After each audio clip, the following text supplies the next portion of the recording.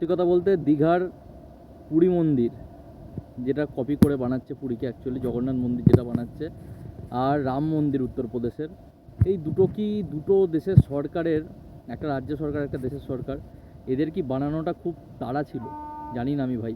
কারণ যেখানে মানুষ ভালো মতো চিকিৎসা পাচ্ছে না, ভালো মতো ট্রিটমেন্ট পাচ্ছে না, সেখানে এইসব মন্দিরগুলো বানিয়ে নিচ্ছে। জানি না দেশের অবস্থা আগামী দিনে কী হতে চলেছে। দেশ উন্নতি করছে, রাজ্য উন্নতি করছে, কিন্তু ভাই অনেক জিনিসে মানে ভুলভাল পদক্ষেপ নিয়ে নিচ্ছে দেশের সরকার হোক, রাজ্য সরকার হোক। কারণ আজকে অস্মিকা মতো মেয়েরা যারা 15 কোটি একটা নাকি ভ্যাকসিনের দাম, সেসব ভ্যাকসিন লোকের থেকে চাঁদা তুলে কিনতে হচ্ছে ভাই, কেন? এই যাচ্ছে বন্দে ভারত, চলে গেল, বন্দে ভারত চলে গেল। তা যাই হোক, এটারও তো কোনো প্রয়োজন ছিল না, কারণ এটার জন্য অনেক ট্রেন লেট হচ্ছে।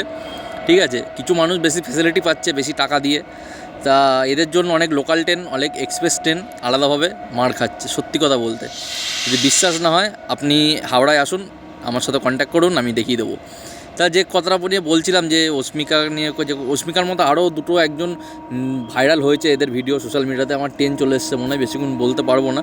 তা যাই হোক না কেন, এইসব জিনিসগুলো দেখতে খুব খারাপ লাগে।